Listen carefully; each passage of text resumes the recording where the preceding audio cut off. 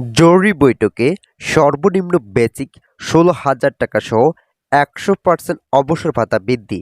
তারেক রহমান এ বিষয়ে যা বললেন, সরকারি চাকরিজীবী এবং পেনশনারদের জন্য সকল অপেক্ষার অবসান ঘটিয়ে অবশেষে আজ প্রথম ধাপের আংশিক গেজেট আনুষ্ঠানিকভাবে প্রকাশ করা হয়েছে। একই সঙ্গে সরকারের নীতি নির্ধারণী মহল থেকে এসেছে আরও একটি মহা খুশির খবর, যা সরকারি কর্মচারীদের দীর্ঘদিনের দাবিকে বাস্তবায়ন করতে চলেছে। আজ সচিবালয়ে একটি অত্যন্ত গুরুত্বপূর্ণ এবং হাই ভোল্টেজ মিটিং অনুষ্ঠিত হয়।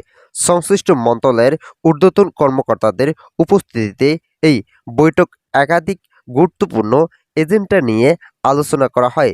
দীর্ঘক্ষণ ধরে চলা এই বৈঠকের মূল আকর্ষণ ছিল সরকারি চাকরিজীবীদের বেতন ও সুযোগ সুবিধা বৃদ্ধি সংক্রান্ত প্রস্তাবনা। অত্যন্ত আনন্দের বিষয় হলো, দীর্ঘ চুলচেরা বিশ্লেষণের পর এই বৈঠকে বহুল প্রতীক্ষিত একটি বড় সিদ্ধান্ত সর্বসম্মতিক্রমে পাশ হয়েছে।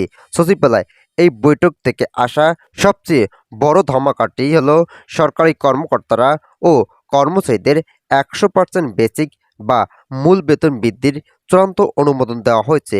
হ্যাঁ, আপনি ঠিকই শুনেছেন।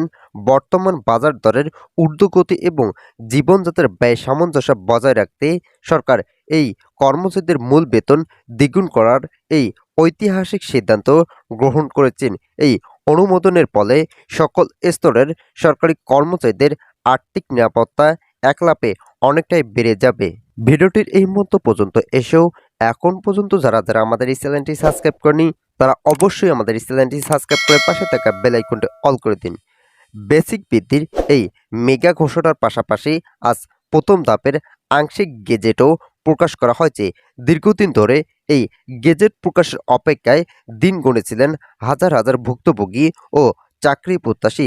আজ আংশিক গেজেট প্রকাশের মাধ্যমে সেই অপেক্ষার অবসান ঘটল এবং সংশ্লিষ্ট ব্যক্তিদের নামের তালিকা ও নির্দেশনা উপমুক্ত করা হলো।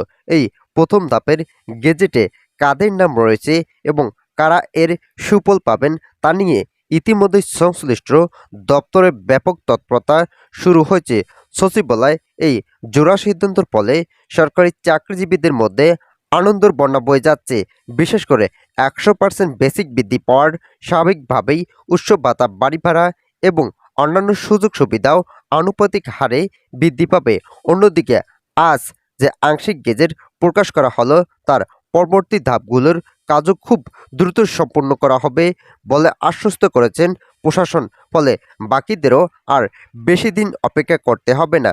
অর্থ মন্ত্রণালয় থেকেই ইতিমধ্যেই গুরুত্বপূর্ণ দিক নির্দেশনা প্রকাশ পেয়েছে। অর্থমন্ত্রী আমির খসরু বলেন, বাংলাদেশের সরকারি চাকরিজীবীদের দাবিগুলো বাস্তবায়ন করার লক্ষ্যে আমরা অধীর আগ্রহে সকল কার্যক্রম প্রায় শেষ করেছি। হয়তো এখন থেকে সরকারি চাকরিজীবীরা আগামী ১ জুলাই এর পরবর্তী সময়ে নবম জাতীয় বেতন স্কেলের আওতায় সকল ধরনের সুযোগ সুবিধা ভোগ করতে সক্ষম হবেন। ভিডিওটির এই মুহূর্ত পর্যন্ত এসেও এখন পর্যন্ত যারা আমাদের এই চ্যানেলটি সাবস্ক্রাইব করেনি, তারা অবশ্যই আমাদের এই চ্যানেলটি সাবস্ক্রাইব করে পাশে থাকা বেল আইকনটি অল করে দিন।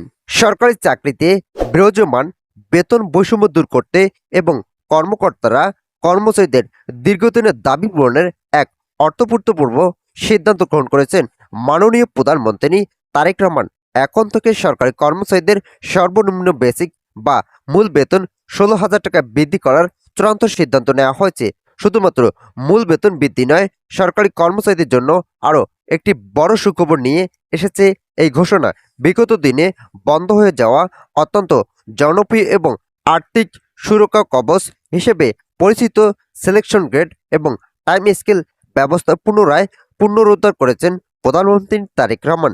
বর্তমান বাজার পরিস্থিতি এবং জীবনযাত্রার ব্যয়ের কথায় মাথায় রেখে প্রধানমন্ত্রী এই ফাইলটিতে চূড়ান্ত অনুমোদন দিয়েছেন। সরকারের নীতি নির্ধারণী মহল থেকে জানানো হয়েছে, প্রজাতন্ত্রের কর্মচারীরা যাতে কোনো ধরনের আর্থিক অনটনে না ভোগেন এবং পূর্ণ মনোযোগ দিয়ে দেশের সেবা করতে পারেন, সেই লক্ষ্যেই প্রধানমন্ত্রী নিজ উদ্যোগী হয়ে সর্বনিম্ন বেসিক ১ লাফে ১৬,০০০ টাকা বৃদ্ধি করেছেন। এটিকে দেশের সরকারি চাকরিজীবীদের ইতিহাসের অন্যতম বড় আর্থিক প্রণোদনা হিসেবে দেখা হচ্ছে টাইম স্কেল এবং সিলেকশন গ্রেড পুনর্জীবিত করার কারণে কর্মচারীদের পদোন্নতি না হলেও একটি নির্দিষ্ট সময় পরপর স্বয়ংক্রিয়ভাবে তাদের বেতন গ্রেড উচ্চতর ধাপে উন্নতি হবে। এর ফলে দীর্ঘদিন একই পদে আটকে থাকা কর্মকর্তারা ও কর্মচারীরা যে চরম ক্যারিয়ার ও আর্থিক বৈষম্যের শিকার হচ্ছিলেন তার স্থায়ী অবসান ঘটতে যাচ্ছে। জ্যেষ্ঠতার ভিত্তিতে এখন সবাই তাদের প্রাপ্য আর্থিক সুবিধা ও সম্মান বুঝে পাবেন। তো আজকের এই প্রতিবেদনটি এ পর্যন্ত। আশা করি এই প্রতিবেদনটি থেকে অনেকে উপকার পেয়েছেন। যদি উপকার পেয়ে থাকেন তাহলে অবশ্যই আমাদের চ্যানেলটি সাবস্ক্রাইব করে পাশে থাকা বেল আইকনটা অল করে দিন।